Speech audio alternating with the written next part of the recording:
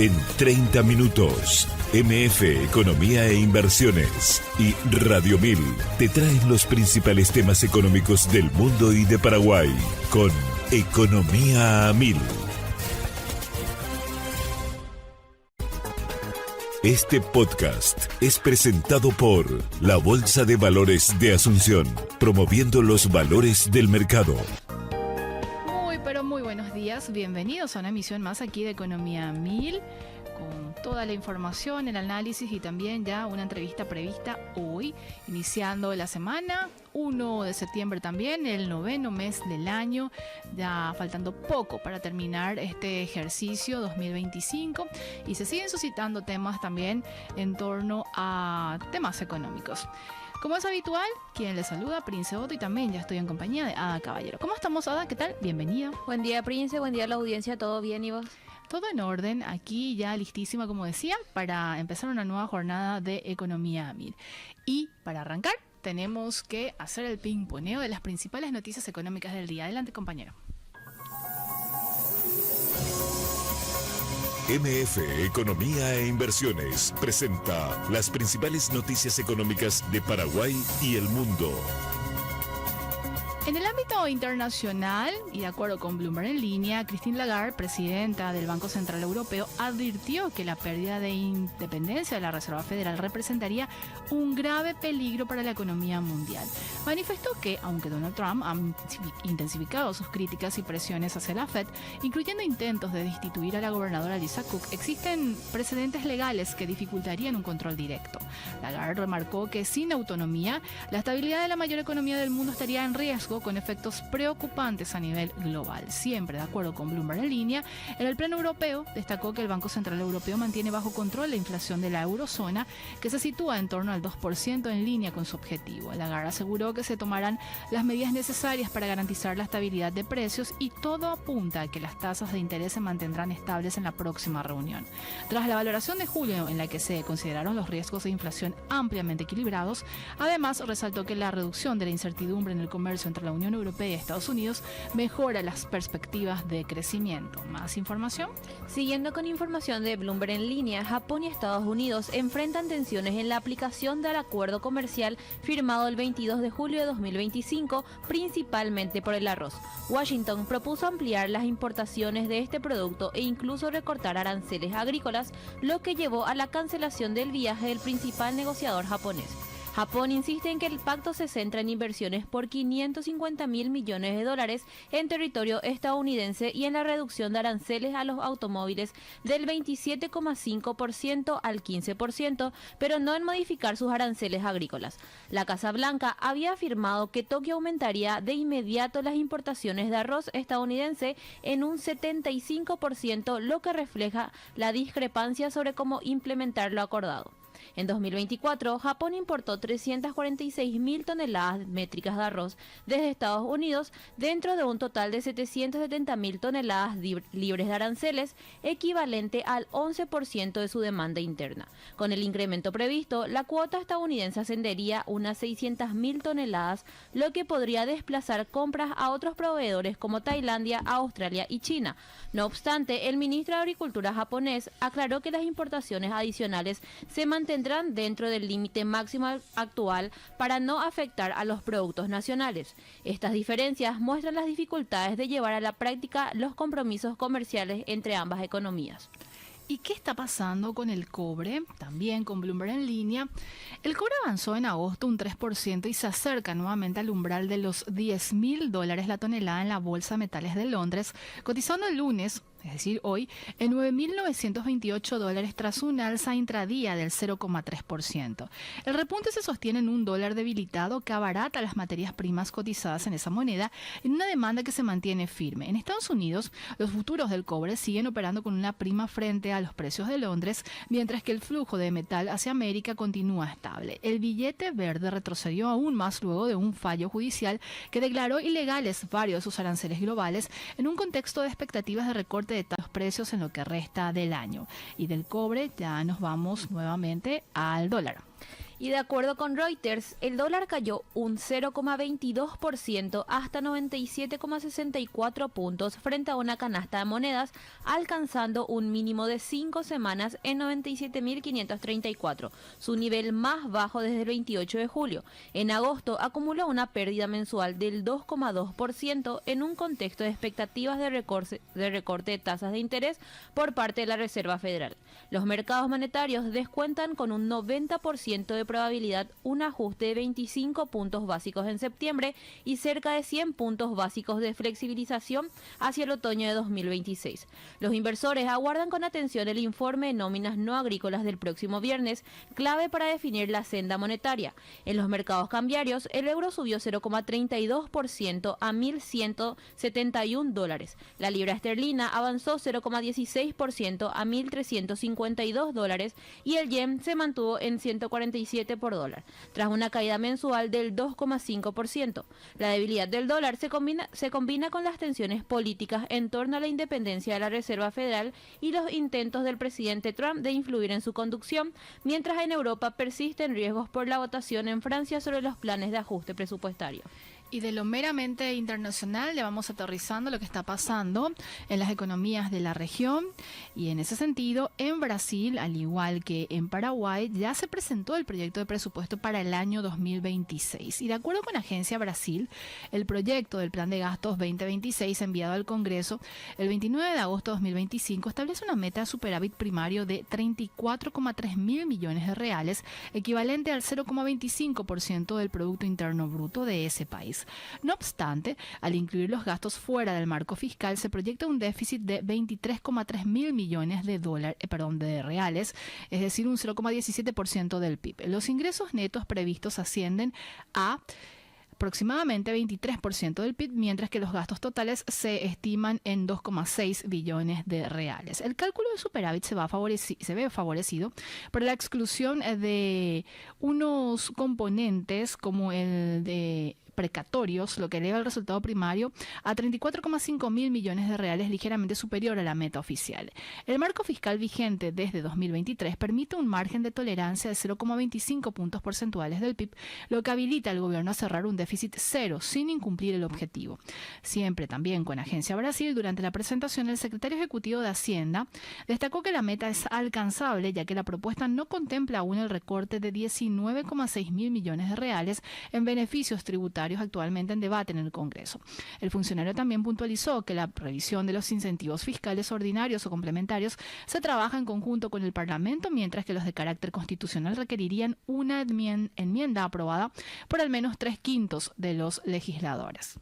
De Brasil vamos hasta Uruguay, y de acuerdo con Ámbito, la inflación interanual en Uruguay se ubicó en 4,5% en julio de 2025, alineada con la meta del Banco Central del Uruguay, mostrando una variación mensual mínima de 0,05% por debajo de la expectativa de 0,14%. Para agosto, el Centro de Investigaciones Económicas proyectó un incremento del 0,16%, lo que situaría la variación interanual en 4,4%, consolidando la convergencia hacia el rango objetivo.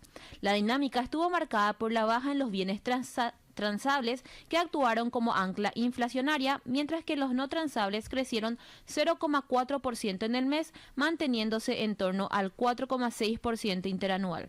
El componente subyacente también se ubicó en 4,5% interanual, en la línea con el nivel general, lo que confirma la estabilidad de precios. Sinve advirtió que si el dólar mantiene su trayectoria, la inflación podría perforar el piso del rango meta en 2026, ubicándose por debajo del 4,5% en varias ocasiones. En comparación con julio de 2024, cuando la inflación fue del 5,5%, la caída refleja el proceso de convergencia hacia la meta. Para los próximos meses se prevé que la inflación interanual se mantenga en torno al 4,3 o 4,4%, siempre condicionada por la evolución de los bienes transables y las tarifas públicas. Y en Argentina también está en pleno debate y bueno, análisis ya lo que va a ser el presupuesto, la deuda en pesos y elecciones en zonas de ese país. Y de acuerdo con Bloomberg en línea, en septiembre el gobierno de Javier Milei enfrenta tres frentes claves. Las elecciones en la provincia de Buenos Aires el día 7, los vencimientos de deuda en pesos por 23 billones de reales de pesos y la presentación del proyecto de ley de presupuesto 2026 el 15 de septiembre. En cuanto a la deuda, la Secretaría de Finanzas deberá afrontar pagos por 21,1 billones de pesos en septiembre, de los cuales 16,9 billones vencen el 10 de septiembre y 6,2 billones el 26, con un 58% en manos del sector público. El desafío se enmarca en un escenario de tasas de interés elevadas y encajes en su nivel más alto desde 1993, medidas que buscan contener la presión sobre el tipo de cambio. En el plano político, las elecciones bonaerenses aparecen como un anticipo de los comicios legislativos del 26 de octubre en un distrito históricamente peronista que será decisivo para medir la fortaleza de la Libertad Avanza. Y paralelamente, la presentación del presupuesto 2026 marca la intención de consolidar el equilibrio fiscal con ejes en la eliminación de la emisión monetaria para financiar al Tesoro, la modernización en seguridad y defensa y la desregulación del Estado. No obstante, persisten dudas sobre el oficialismo, si el oficialismo buscará efectivamente su aprobación en el Congreso o si preferiría mantener la discrecionalidad de gestión a través de prórrogas presupuestarias. Ada, antes de compartir las noticias económicas a nivel de Paraguay, tenemos que compartir la cifra del día, recordando que este dato es extraído de parte de las entrevistas que tenemos todos los días aquí en Economía Mil. ¿Qué tenemos ahora? 8 de cada 10 pagos de servicios en Paraguay ya son digitales, realizados a través de aplicaciones bancarias. Infonet Cobranzas trabaja para que el efectivo se convierta en pago electrónico, con más de 4.800 bocas activas en todo el país, comentó Kiara Salas, coordinadora de productos de Infonet Cobranzas. Si te interesa descubrir más detalles, puedes escuchar el podcast completo en Spotify, búscalo en el perfil de Economía Mil y mantenerte al tanto de todo. Información a nivel nacional y de acuerdo con abc.com.py, la carne bovina continúa siendo la preferida por los consumidores paraguayos a pesar de un incremento de precios cercano al 22% anual, lo que se evidenció en las largas filas frente a frigoríficos en Luque y Asunción, dice ABC. Y el consumo total de carnes experimentó un crecimiento de alrededor del 8% en kilos, sin que esto afectara la primacía de la carne vacuna, que supera al consumo de carne porcina y aviar. Los consumidores muestran una marcada preferencia por los cortes de parrilla, con una demanda creciente de cortes con hueso como puchero, paleta y carnaza de segunda. ¿Más información? De acuerdo con Valor Agrícola, el área de cultivo de maíz safriña alcanzó en 2025 un total de 1.100.000 hectáreas, lo que implica un incremento de 206.257 hectáreas frente al año anterior, cuando se habían sembrado 892.900 hectáreas. Esta expansión marca una recuperación significativa tras 2 años de retroceso, devolviendo al maíz un papel protagónico en la safriña luego de 3 años de reducciones consecutivas en la superficie sembrada. En contraste, la soja safriña registró una caída en su superficie cultivada, que se redujo a 312.000 hectáreas, es decir, 89.000 hectáreas menos respecto a las 402.000 hectáreas del ciclo previo. De esta manera, mientras el maíz safriña retoma fuerza en el calendario agrícola, la soja muestra un retroceso en su participación dentro del mismo periodo. Y también siempre en lo que respecta a el potencial, el escenario que está teniendo justamente el sector ganadero, de acuerdo con abc.com.py, Paraguay se prepara para una auditoría sanitaria de México programada para octubre de 2025, paso clave para avanzar hacia las primeras exportaciones de carne bovina al país azteca. Esta inspección abarcará tanto el sistema sanitario nacional como los frigoríficos con intención de exportar, y los resultados se esperan en un par de meses. De ser favorable el dictamen, Paraguay podría iniciar envíos a México en el primer semestre del próximo año.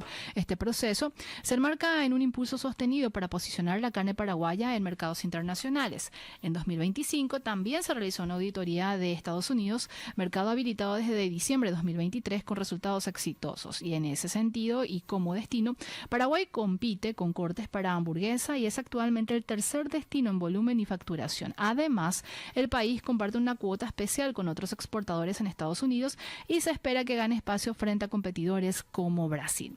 Y así vamos a hacer nuestra primera pausa. De la vuelta seguimos con más Economía Mil. ¿A dónde la gente puede puede encontrar más información, análisis y todo lo que venimos desarrollando también desde la consultora MF Economía e Inversiones? Pueden encontrar en nuestras redes sociales, Instagram, X, Facebook, LinkedIn, también en nuestro canal de WhatsApp, buscando MF Economía e Inversiones, y en nuestra página web www.mf.com.py. Y es momento de seguir compartiendo información económica a nivel nacional, y en este sentido, de acuerdo con el Ministerio de Industria y Comercio, el Campeonato Mundial de Rally en Itapúa generó un impacto positivo en la economía local, especialmente en el sector gastronómico de Encarnación, y para ello se conversó también con propietarios de este sector, quienes señalaron que la llegada de turistas nacionales y extranjeros incrementó la clientela del negocio, que se caracteriza también por un estilo italiano en sus preparaciones, y el empresario destacó, porque se habló justamente con un representante, que este tipo de eventos internacionales no solo atraen a los aficionados al automovilismo, sino que también representan oportunidades claves para los comercios de la zona. La competencia internacional evidenció cómo actividades deportivas de gran magnitud pueden dinamizar la economía regional más allá del turismo deportivo. Y en este caso, la gastronomía se posicionó como uno de los sectores más beneficiados por la afluencia de visitantes, consolidando a Encarnación como un punto de referencia para recibir a turistas y proyectando nuevas oportunidades para este tipo de experiencias, y para que este tipo de experiencias se repitan en los próximos años. ¿Más información? De acuerdo con ABC, el sector privado impulsa con intensidad la industria de la construcción en Paraguay, superando incluso a las inversiones públicas en cierto tipo de obras civiles y edificios para el sector financiero de alto nivel en Asunción. La zona de la Costanera Norte y el corredor corporativo de Molas López muestran un creciente desarrollo de edificios residenciales y corporativos, al tiempo que en el interior, especialmente en Alto Paraná, en ciudades como Ciudad del Este, Presidente Franco, Hernandarias y Mingaguazú, también se observa una dinámica constructiva notable, incluyendo proyectos industriales. Además, se destaca la construcción de alcoholeras, el arranque anticipado de obras vinculadas al hidrógeno verde, inversiones en energía por parte de la ANDE y la infraestructura educativa, como el proyecto de la Universidad Taiwán Paraguay dentro del distrito digital del MITIC. Pese al entusiasmo del sector privado, subsisten desafíos del ámbito público, especialmente por las trabas derivadas de la Ley de Responsabilidad Fiscal, que limitan la gestión de nuevas obras y generan retrasos en los pagos. El Centro Paraguayo de Ingenieros enfatiza que para sostener esta expansión, el Estado debe agilizar los procesos de alianzas público-privadas, reducir la burocracia y aumentar la transparencia en las licitaciones. Con estas condiciones, podrá mantenerse o incluso aumentar la llegada de inversiones internacionales, pues el país prácticamente lo tiene todo por hacer en términos de infraestructura. De acuerdo con abc.com.py, ante las discusiones en el marco de las reformas al régimen de jubilaciones del Instituto de Previsión Social que garanticen su sostenibilidad en el tiempo, jubilados cuestionan los argumentos de las autoridades de la previsión e insisten que la reforma debe empezar en la administración. Se debe gastar mejor, insistió en ese sentido Pedro Ayer de la Unión Nacional de Jubilados del Paraguay. Y también mencionó que ninguna reforma será lo suficientemente efectiva si no hay un cambio en la forma de gestionar los recursos. Añadió que hay varios vicios que se arrastran, por ejemplo, en la licitación de medicamentos, que requieren una revisión y mejor control, entre otras acciones. También se menciona que se debe de seguir justamente impulsando esto de reformar, considerando la importancia justamente del sistema previsional y de lo que representa a nivel país. Y mientras hacemos unos ajustes para la comunicación que tenemos prevista con una entrevistada justamente del Instituto de Previsión Social, porque vamos a abordar con ella la situación financiera de la previsional, hacemos nuestra segunda pausa, Josema, y a la vuelta seguimos con más Economía Mil. Gracias por la compañía de todos los días, y desde producción ya me confirma que está conectada vía Zoom Gladys Vera. Ella es gerente financiero del Instituto de Previsión Social IPS. ¿Cómo estamos, Gladys? ¿Qué tal? Bienvenida, muchas gracias por atendernos. Buenos días, Prince, a toda tu audiencia. Muy buenos días. Gracias. Estamos acá a las órdenes para responder las dudas que tengan. Muchas gracias, Gladys, por la predisposición, sobre todo de la entidad previsional, justamente para acceder a esta entrevista. Gladys, tuvimos conocimiento de que el Congreso Nacional solicitó una serie de presentó una serie de consultas al Instituto de Previsión Social sobre la situación financiera justamente de la entidad, y en ese sentido se habló incluso de la deuda, de la morosidad que tiene el sector privado, el sector público. ¿Pudieras compartir esos datos con nosotros y con la audiencia, Gladys? Y cómo no, en el mes de julio, el Congreso, la Cámara de Senadores solicitó una serie de consultas, en su totalidad 48 consultas al Instituto de Previsión Social sobre diferentes ámbitos de la institución, el área médica, el área de aportador patronal, financiera, y en ese contexto una de las consultas fue a cuánto asciende la deuda del Estado a la fecha. Sí. Nosotros informamos de la previsional que al cierre del mes de julio ya ascendía a aproximadamente a 590 millones de dólares la deuda del Estado con la institución. Y la más o menos eso fue. Sí. ¿Cómo? Y la morosidad obrero-patronal, Gladys, para tener una dimensión. Sí. Asimismo, también otra de las consultas fue a cuánto ascendía la morosidad de las patronales a la fecha, y a la fecha la deuda ascendía a 570 millones de dólares, el cual informamos que estaba compuesto de su mayor parte deuda de antigua data.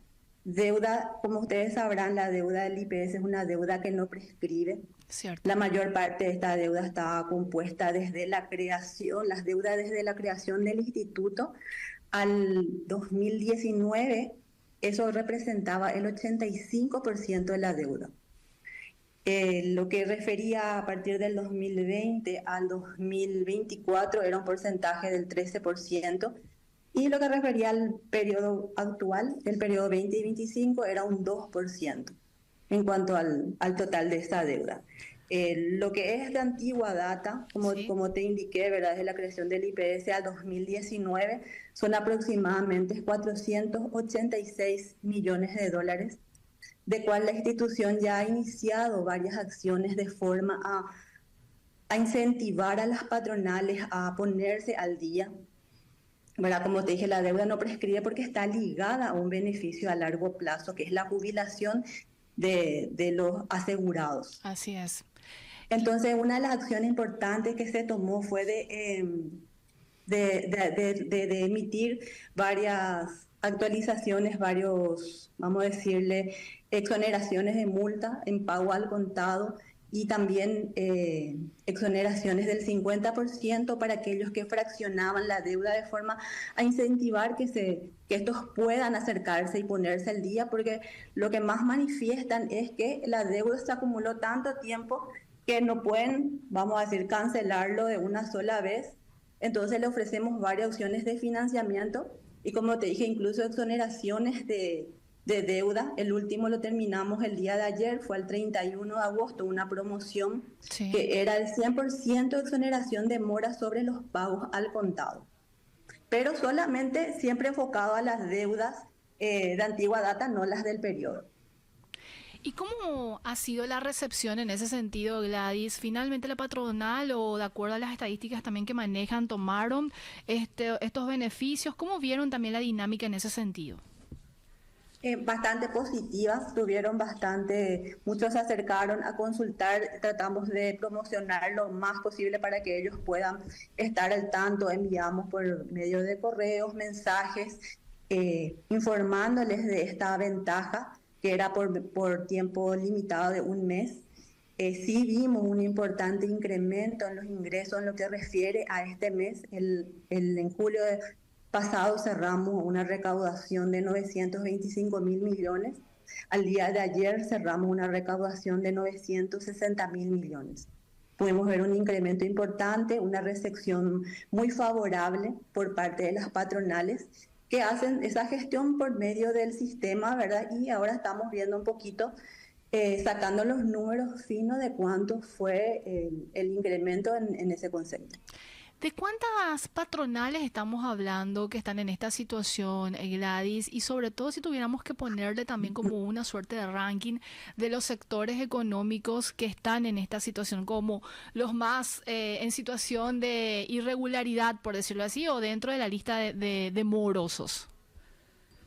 Sí, el número exacto no recuerdo, pero sí, te voy a comentar un Sí, poquito. Acá tengo el listado de aquellos que en su mayor parte, vamos a decirle, están en situación morosa. en situación morosa. Sí. Exactamente los nombres no te voy a poder dar, pero por lo menos Por sector o por por actividad sectores. económica, sí. Sí, los sectores que en su mayor parte están en evasión serían los comercios al por mayor y menor, servicios prestados al público, empresas comerciales, construcciones, empresas de transportes, servicios generales de hotelería, bares, restaurantes. Esos son los sectores que en su mayor parte podemos identificar una morosidad elevada. Gladys, ¿qué sucede cuando una empresa, digo, un empleado ya está por cumplir tanto los años de aporte como de edad? Sin embargo, su patronal no está en regla con la previsional. ¿Eso es un impedimento para el empleado? ¿Cómo se subsana? ¿Cuál es ese procedimiento, considerando también que todos los meses, y estamos asumiendo, vamos a hacer un caso, le descuentan para justamente aportar al IPS? ¿Cómo se maneja esta situación? ¿Qué tiene que hacer el potencial jubilado o en este caso beneficiario? Sí, realmente es una situación que lastimosamente lo tenemos día a día. Ujú. El jubilado o la persona cuando viene a consultar sobre su estado de cuenta para ir calculando su aporte cuando ya está cercano a Sí, cumplir los años y jubilarse y encuentra esa situación que no tiene todos los aportes, acude a la Dirección de Aporte Obrero Patronal. En su mayor parte realizan la denuncia. Con esa denuncia por parte del asegurado, se le inicia un proceso vamos a decirle, análisis a esa patronal de forma a notificarle, ¿verdad?, el inconveniente que sí. estamos, o la denuncia, ¿verdad?, porque se hace por medio de denuncia vía transparencia, y se inicia el proceso de notificarle a la patronal. Vamos a decirle, alternativa que tiene la patronal es de realizar planillas complementarias, de Entiéndase. forma a que pueda abonar esos aportes por esa persona y que pueda acceder al beneficio de la jubilación. Por supuesto, ¿verdad?, que eso implica una multa elevada para la patronal, e incluso en muchos de los casos sí iniciar un sumario por parte de la dirección jurídica por la evasión en esos años. El... Si ese hecho Sí, es comprobado, claro, claro. ¿verdad? Muchas veces ellos presentan, en muchos de los casos, le retuvieron al asegurado, pero nunca transfirieron, pagaron ese aporte, ¿verdad? Hay muchas situaciones y otros casos que nunca retuvieron, ¿verdad? En todos los casos se inicia un proceso de investigación sobre esa patronal para ver si hay indicios de otros casos dentro de la empresa. Pero la solución es que ellos realicen un pago por medio de planillas complementarias, abonando todos los costos adicionales que eso implica, llámese multas y recargo por moras. Totalmente. Gladys, ¿el trabajador puede tener acceso a la información de si realmente se está aportando o no de lo que le descuentan y darle un seguimiento de cierta manera a sus aportes?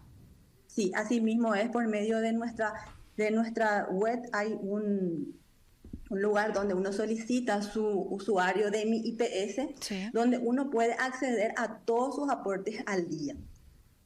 Puede tener su extracto de cuenta actualizado de todos los aportes realizados por su patronal, justamente con la intención de que cada asegurado haga ese seguimiento y a tiempo vaya verificando mes a mes, no solamente cuando Es ya cierto. llega muchas veces a un año o meses antes de su jubilación, y es mucho más difícil si estuvo aportando en varias instituciones, varias empresas, ir verificando esos aportes. Gladys, con respecto a la situación financiera de la previsional, si tenés el corte al último, ¿cómo está? Y si vamos desglosando quizás el portafolio de activos, también de inmuebles. Se habló también en su momento de que se estaban usando parte de los intereses que se generan por las inversiones. ¿Cuál es la situación de lo último que tengan de la previsional? Bueno, como te mencioné, ya lo que refiere a la deuda de aportes, la deuda del Estado. También estamos al último corte, la deuda la deuda del IPS con las patronales, con los proveedores asciende aproximadamente a 990 millones de dólares. Lo que es deuda financiera sería unos 600 millones de dólares, y lo que es con los proveedores, unos un poquito más de 390 millones de dólares. En cuanto a esta deuda, la institución, ¿verdad?, ha realizado varias acciones de forma a que podamos, como te dije, implementar la recaudación, pero también financiar las deudas con la cual nos encontramos al inicio de esta administración.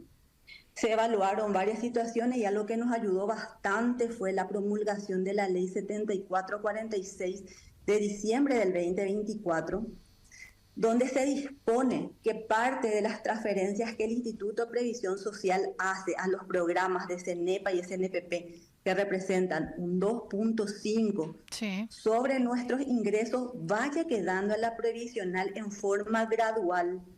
¿Qué quiere decir eso? Que cada año, durante un periodo de durante 4 años, en 0.5 va a ir quedando de esas retenciones al IPS, para reforzar específicamente el Fondo de Salud, que es uno de nuestros fondos más golpeados. Entonces, en base a ese incremento que tuvo la previsional, que aproximadamente son 2 millones de dólares mensual, esta ley también disponía que reduzcamos el fondo administrativo del 1.5 al 1, también direccionando el 0.5 a reforzar el Fondo de Salud. En total, el monto que tuvimos desde enero, el incremento, vamos a llamarle adicional o extraordinario, sería de 4 millones de dólares mensual.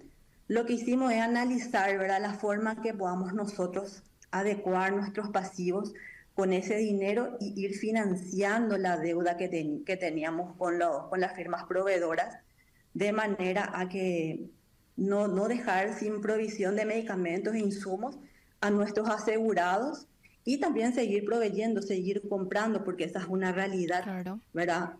Nosotros hoy no podemos agarrar y cerrar y decir, no, solo pagamos deuda, no vamos a seguir proveyendo. Eso no es posible. Debemos de tratar de articular los medios, de ir pagando nuestra deuda y proveyendo a la par a nuestros asegurados.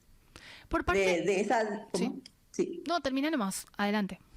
Entonces, como te iba comentando, lo que hicimos es, vimos la forma, un préstamo, era un costo muy elevado sacar un préstamo con los bancos. Aproximadamente el último préstamo que tuvo el IPS de diciembre del 2022 tuvo un interés, una tasa del 11.7, ¿verdad? Por lo cual vimos que era más factible para el IPS realizar sesiones de derechos donde el proveedor renunciaba a sus intereses moratorios, porque como saben, el contrato establece por el no pago, vamos a decir, un incremento de intereses moratorios. Para la previsional, con la renuncia a ellos, nosotros absorbimos el 3.5 de los intereses de esta sesión, el cual resultaba mucho más ventajosa que estar pagando una tasa del 11%. Así es. Y eso ya aproximadamente dándote números, ¿verdad? 300 en el 2024 vamos a decirle al 2025. En el 2024 hicimos una sesión de derecho por 227 millones de dólares. En el 2025 de 145, en total 372 millones de dólares es lo que logramos financiar, vamos a decir, adecuar nuestro pasivo a largo plazo de forma a financiar en 30 cuotas la deuda. Que eso es un poquito en cuanto a la deuda con los proveedores. Que eso se está pagando de manera regular, Gladys, en el sentido de aplicar, ya esta reingeniería, por decirlo de alguna manera, y que forma parte de ese componente que mencionabas de los proveedores, pero de medicamentos sería esta deuda, Gladys. Específicamente para el fondo, es para el fondo de salud, para readecuar aquella deuda que es la mayor parte de nuestra deuda a proveedores, que es a los que nos proveen medicamentos e insumos.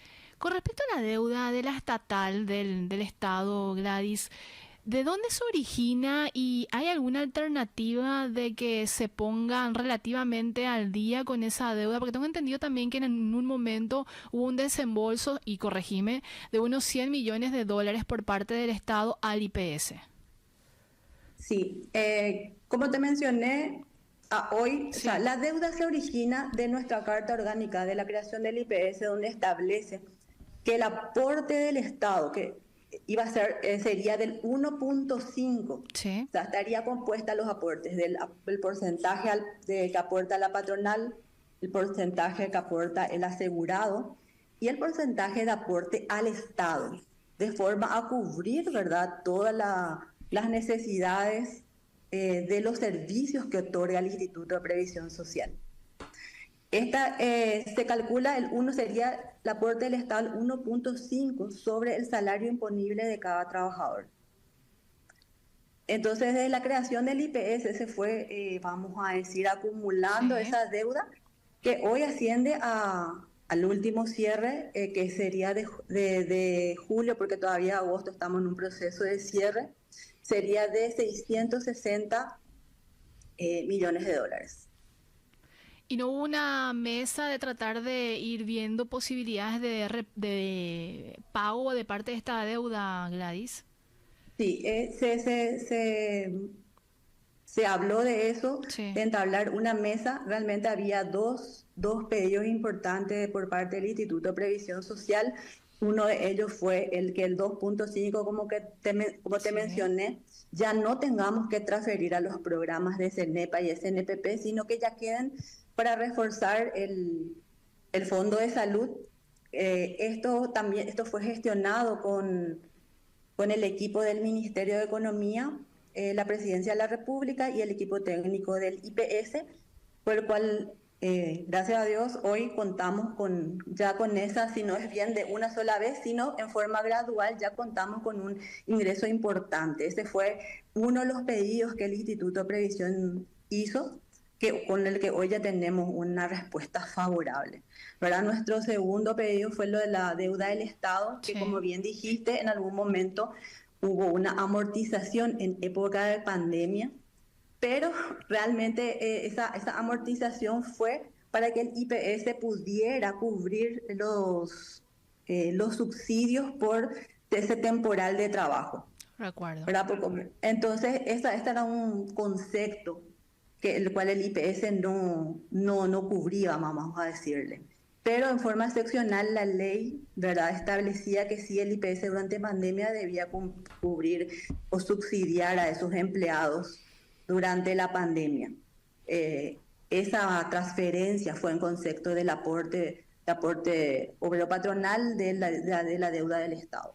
Con respecto al portafolio de inversiones de la previsional, ¿cuántos son los recursos que tiene el Instituto de Previsión Social en el sistema, Gladys? ¿Y cómo está distribuido? Si también le incluimos dentro de esta estructura el de inversiones en inmuebles o de los inmuebles que también posee la previsional. En total, el IPS posee 996 inmuebles. El recurso total, o vamos a decir el total de la cartera, asciende ya sea de activos financieros, inmobiliarios, a 19 billones. Esa es la reserva total del IPS en cuanto a inversiones financieras e inversiones inmobiliarias. Esto va al corte hasta julio 2025. A julio de 2025, así es. También de los cuales, ¿verdad? El IPS, como ustedes saben, ¿verdad?, de ese activo otorga préstamos a jubilados, pensionados, y también invierten en el sector financiero en sus diferentes instrumentos. Sobre este punto de que se estaban usando parte de los intereses que generaban las inversiones, ¿eso es así, Gladys? ¿Cómo está la situación? ¿Hubo una reconfiguración o no en ese sentido? Bueno, el IPS viene utilizando partes de sus rentabilidades desde el periodo 2020. Acá es importante separar dos cosas. La rentabilidad le llamamos nosotros, o el concepto de rentabilidad es aquellos intereses del periodo. Desde enero del 2025, los intereses que se están generando sobre las inversiones inmobiliarias y financieras. Y las reservas técnicas es el conjunto total, el cual hoy el IPS también quiero aclarar, ¿verdad? Que el IPS no tocó sus reservas técnicas. Sí, lo que se dio en 2020 son los intereses del periodo para esta diferencia para el pago de salarios jubilados y pensionados. Clarísimo. ¿Es como? Sí. Clarísimo, clarísimo.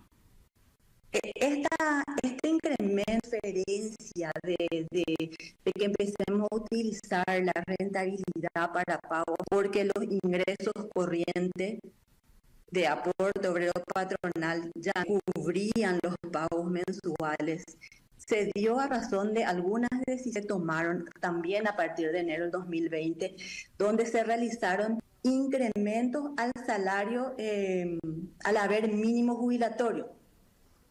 ¿Qué quiere decir esto? Que existían, vamos a decir, asegurados que aportaban solamente, por ley se le pagaba el 33% del salario mínimo. ¿Por qué? Porque su aporte fue mucho menos durante todos sus años activos, vamos a decirle. Esto sin que tenga un financiamiento y sin que se haya siquiera modificado la ley, se aumentó al 75%. Sobre el salario mínimo vigente, el cual tuvo un incremento importante de las erogaciones mensuales en concepto de pagos jubilados que no tenían un financiamiento, que no aportaron estas personas durante todo ese periodo laboral activo. Esta administración, una de las primeras acciones que hizo fue la de, vamos a decir, revocar esta resolución del Consejo, porque no fue por ley, la modificación fue simplemente por resolución de Consejo, de manera a que poder otra vez dar una estabilidad a nuestro fondo. Si bien aquellas personas que ya tuvieron el beneficio, ya no podemos, vamos a decir, retirar ese beneficio, sacar, pero sí aquellas que se iban jubilando, ya no, ¿verdad? Que realmente su jubilación sea en base a los aportes que realizó en todo su periodo laboral. Comprendido. Gladys, tenemos muchísimos más que abordar sobre el Instituto de Previsión Social, bueno, la situación financiera, así que quedamos pendiente contigo para una entrevista aquí en Piso para hacerlo mucho más extensa justamente la nota y seguir abordando más temas sobre la previsional que termina siendo de gran importancia para la población. Así que muchísimas gracias por el tiempo. A ustedes, Prina, las órdenes. Que tengan muy buen día. Gracias. Estuvimos con Gladys Vera, gerente financiero del Instituto de Previsión Social, hablándonos justamente sobre el panorama financiero de la previsional. Datos muy, muy importantes, relevantes e interesantes que nos estaba compartiendo Gladys en ese sentido. Y como decía, tenemos pendiente una entrevista más extensa. Así es, José Maura, pues hay muchas consultas también en torno a la previsional, sobre todo para aquellas personas que siguen aportando y ver el futuro también que tiene en ese sentido los fondos jubilatorios, que va a terminar de alguna manera impactándonos a todos y es de interés para todos. Vamos llegando al punto final, Ada. Así mismo. Tenemos que decirle a la gente que puede volver o puede leer el artículo que desarrollamos y elaboramos todos los días en ABC. ¿En dónde? En nuestras redes sociales, Instagram, Facebook, LinkedIn, X, en nuestra página web www.mf.com.py y en nuestro canal de WhatsApp buscando MF Economía e Inversiones. Así nos despedimos, que tengan un excelente inicio de semana. Este podcast es presentado por la Bolsa de Valores de Asunción, promoviendo los valores del mercado.